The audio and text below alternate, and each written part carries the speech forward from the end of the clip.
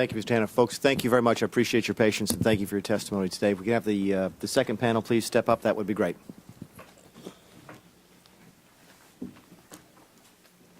He currently serves as the Chief of the Engineering Construction Director at the U.S. Army Corps of Engineers.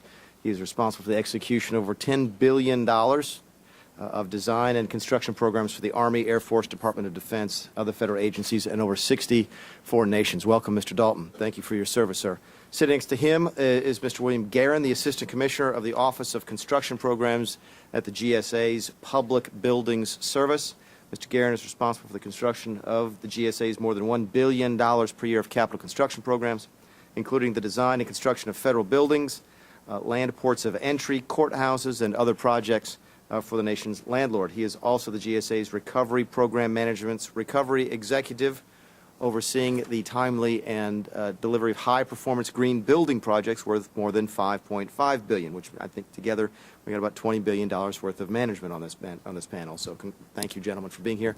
And the final witness is the Mrs. Jean Hewlett, is the Acting Associate Administrator for the Capital Access Office of Surety Guarantees at the SBA.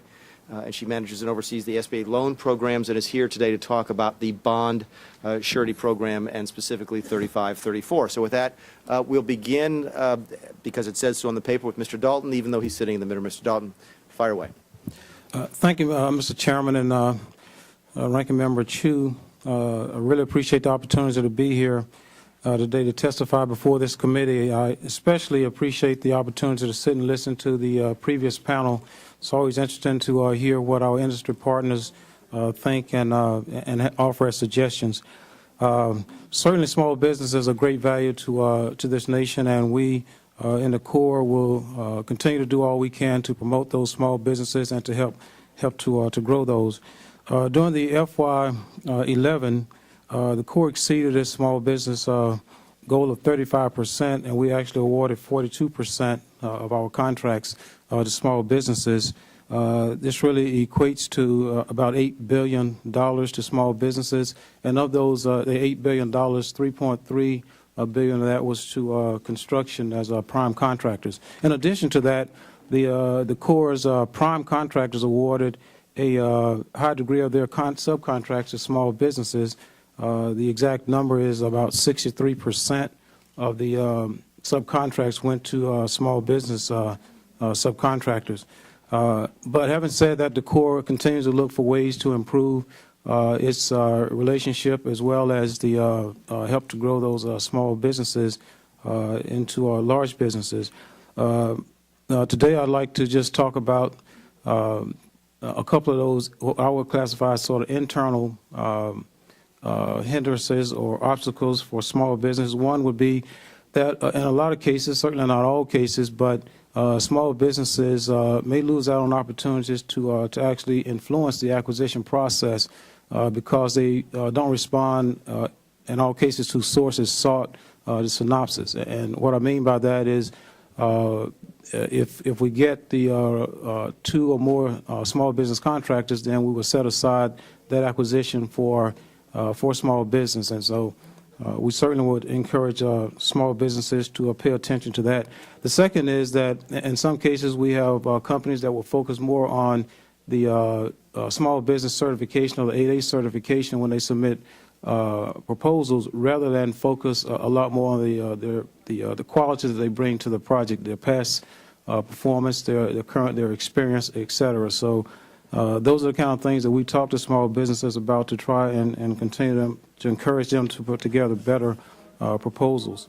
But in addition to that, the things that you're interested in here today, certainly the bundling aspect of it that you talked about, the Corps of Engineers does not bundle contracts, but I think what you're referring to there is the consolidation of contracts, and so we do consolidate contracts. But the rules we follow are very close to the rules you would follow if, in fact, you were bundling contracts. And so probably get a chance later to maybe discuss that a little bit more. Performance and payment bonds or surety bonds, we certainly require those for acquisitions over $150,000.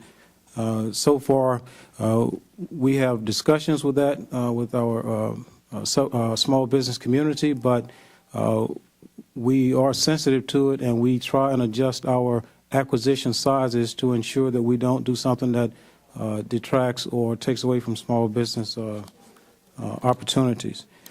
The last thing I'll mention here is that with regard to prompt payments, we actually have paid 98.5% of our contracts had timely payments.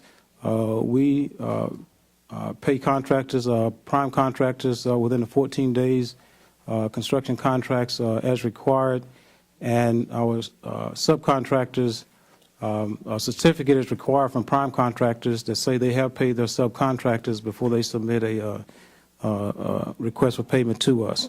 And so finally, I'd like just to close and say thanks again, Mr. Chairman, and for allowing, and the committee for allowing us an opportunity to come here and try to help you address the problems that you're doing. Thank you, Mr. Dalton. And we'll come back and ask questions in a second. I understand that Ms. Hewlett has to leave, and I apologize again for running over because of votes. Ms. Hewlett, we ask you now to give your testimony, and to the extent you could give your opinion on 3534, that may preclude any questions on that topic. Sure. Thank you very much, Chairman Mulvaney and Ranking Member Chu and members of the subcommittee. I'm pleased to be testifying before you today on the topic of surety bonds, and I do want to apologize in advance that I have a flight. I have listened to the other panelists and their concerns and can follow up with them directly, as well as members of your staff, as well as refer things to our Office of Government Contracting and Business Development. The U.S. Small Business Administration Surety Bond Guarantee Program was established in 1971 to help small businesses obtain surety bonds that are often required as a condition for an award of a construction contract or subcontract. As you know, the federal government requires surety bonds on any construction contract valued at $150,000 or more. Surety bonds are also required for many state, local government, and commercial contracts and subcontracts. In our surety bond program, the SBA guarantees bid, performance, and payment bonds for eligible small businesses that cannot obtain surety bonds through the conventional surety market. SBA's guarantee gives surety companies an incentive to provide bonding for small business contractors who might otherwise be perceived as too risky to bond without an SBA guarantee.